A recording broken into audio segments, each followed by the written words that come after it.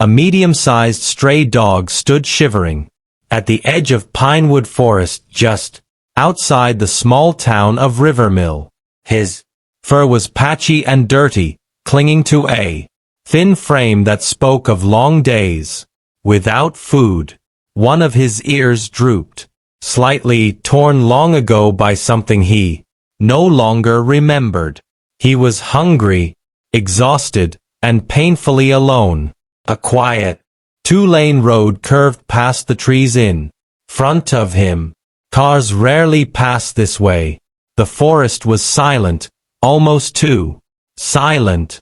His stomach cramped sharply as he lowered his head to sniff the ground, hoping for anything. Crumbs, scraps, a forgotten scent. There was nothing, only wet leaves and cold soil. His legs trembled as he took a step forward, then another. He was about to lie down beneath the tall grass and let the quiet swallow him when a sound stopped him. A cry, high-pitched, weak, repeating. The dog lifted his head instantly. His body stiffened. That sound wasn't danger. It wasn't a predator. It was fear.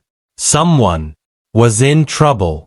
Driven by instinct, he pushed into the forest, branches scraping his sides and thorns catching in his fur.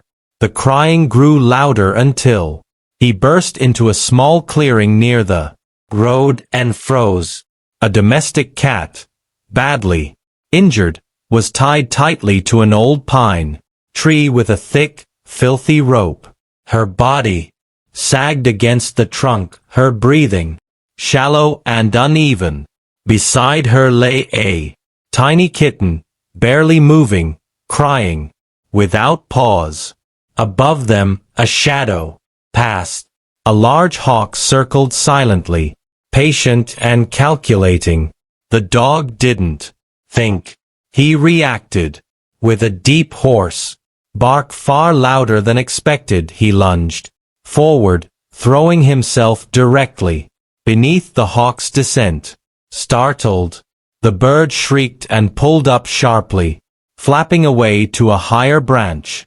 The dog rushed to the tree, biting at the rope, pulling until his jaw ached and his gums bled. The knot didn't move. The hawk was already circling back. That's when the dog understood. He couldn't save them alone. He turned and ran, not deeper into the forest, but straight toward the road. Moments later, headlights appeared. A patrol car slowed as the dog ran directly into the lane and stood his ground. Tires screeched. The car stopped inches away. The door opened and Officer Daniel Hayes, a 45-year-old police officer from Rivermill, stepped out in disbelief. "Hey, what are you doing out here, buddy?" The dog didn't run. Instead, he did something impossible to ignore. He stood up on his hind legs. His body swayed as he lifted his front paws and pressed them together almost like a person begging. Then he dropped down, whimpered softly, and gently tugged at the officer's pant leg with his teeth. Daniel froze. The dog took a few steps toward the forest, turned back, stood up again, paws pressed together, then tugged at the pants once more. "Please, follow me." Okay," Daniel whispered. "I'm coming." The dog sprinted back into the woods, glancing over his shoulder again and again until Daniel followed. When they reached the clearing, Daniel understood everything in seconds. He shouted, waved his arms, and chased the hawk away. Then he pulled out his knife and cut the rope free. The mother cat collapsed, then dragged herself to her kitten, licking it frantically. All three animals were taken to Rivermill Animal Rescue Center.